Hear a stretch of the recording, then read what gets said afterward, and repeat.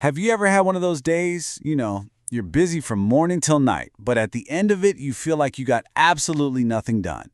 Or maybe you've been in a conversation with someone and you suddenly realize you haven't heard a single word they said. Yeah, you're not alone. We're living in this age of constant, endless distraction. But what if the key to a better life, to better performance, even to a better world, isn't about doing more, but about focusing better? That's exactly what we're going to dig into, using the brilliant work of Daniel Goleman in his book, Focus. Goleman kicks things off with this gut punch of a scene. A little girl just trying to connect, and her mother who's right there physically, but her mind is a million miles away, just lost in a screen. We've all seen this, right? And if we're being honest, maybe we've even been that person. And look, this isn't just about bad manners. It's a symptom of something much, much deeper, something that's actually changing how our brains and our relationships work. So it really makes you wonder, in this world that's constantly buzzing and beeping for our attention, what are we actually losing? It's not just about losing our keys or forgetting some appointment. What's the real cost of our attention being split into a million tiny pieces all the time? To really understand that cost, we first have to get a handle on the problem itself.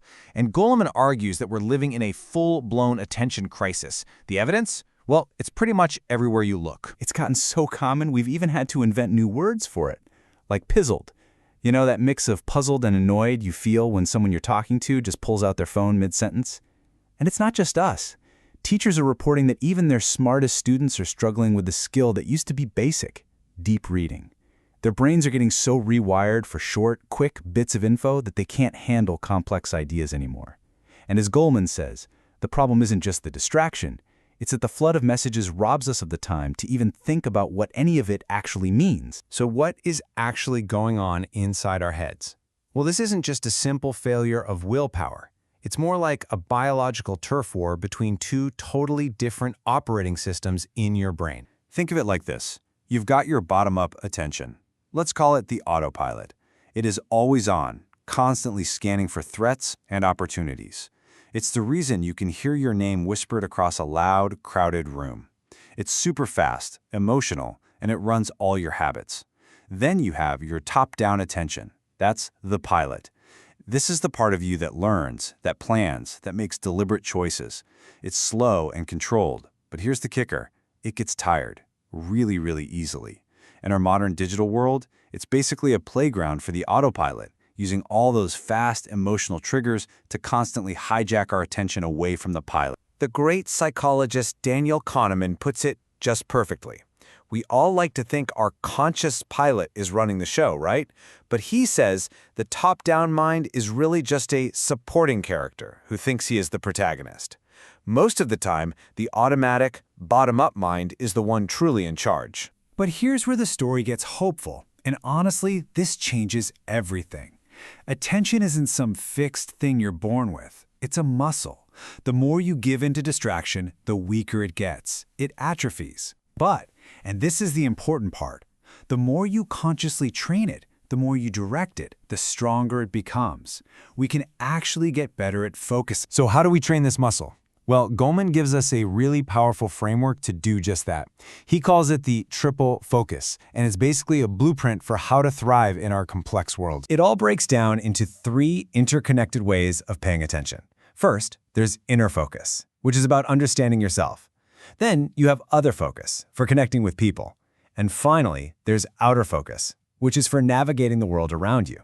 Let's take them one by one, starting from the inside. Inner focus is your ability to tune into your own gut feelings, your values, your intuition, your inner compass. Think about George Lucas. When he was making Star Wars, the studio wanted to change everything. Every single expert told him his vision was just not going to work. But Lucas trusted his gut. He refused a standard contract and used his own money just to keep creative control. Now, that wasn't just a smart business move. It was an incredible act of inner focus. He trusted his internal signal over all that external noise. And that gut feeling he had, it actually has a scientific name. It's called a somatic marker. It's a physical feeling from your body. You know, a knot in your stomach or a sense of ease that guide your choices. It's basically your body sending you data that your conscious mind might have missed. Inner focus is all about learning how to listen to that data. Okay, next up is other focus. You can think of this as empathy, the ability to tune in to other people, and the results of this are surprisingly powerful. Get this, studies found that the single best predictor of whether a surgeon would be sued for malpractice, it wasn't their technical skill, it was their tone of voice. Surgeons whose tone came across as dominant or just uncaring were sued way more often. Empathy isn't some fluffy soft skill, it's a critical tool for survival in our social world. And finally, there's outer focus. This is the ability to see the really big systems at play, the hidden patterns that shape everything. The Moken people, a tribe of sea nomads in the Indian Ocean, are just a perfect, incredible example. Right before the huge 2004 tsunami hit, they noticed things that no one else did. The birds went silent. The dolphins started swimming for deep water. By reading these patterns in nature, they raced their boats out to sea, where the wave would be smallest, and they survived. They had an outer focus that let them see a reality that was completely invisible to everybody else. Now, when you start to master this triple focus, the inner, the other, and the outer, it becomes more than just a skill. It really becomes a kind of superpower. It gives you this incredible edge in pretty much every part of your life. I bet you've seen this number before. 10,000. It's from the famous 10,000-hour rule, the idea that it takes 10,000 hours of practice to become a master at something. But Goleman argues that this number, all by itself, is actually pretty dangerous and misleading. You see, it turns out the hours don't matter that much if you're missing one key ingredient: focused attention. What really creates excellence is what experts call deliberate practice. And this isn't just mindlessly putting in the hours. No, it's practicing with an intense, targeted focus, getting constant feedback from a coach or a mentor to see where your errors are, and always pushing yourself just a little bit beyond what's comfortable. That is the kind of focus that turns time into talent. And the power of this kind of focused self-control, it lasts a lifetime. You've probably heard of the famous marshmallow test. 4-year-olds who could resist eating one marshmallow right away to get 2 later on, well, they didn't just get an extra marshmallow.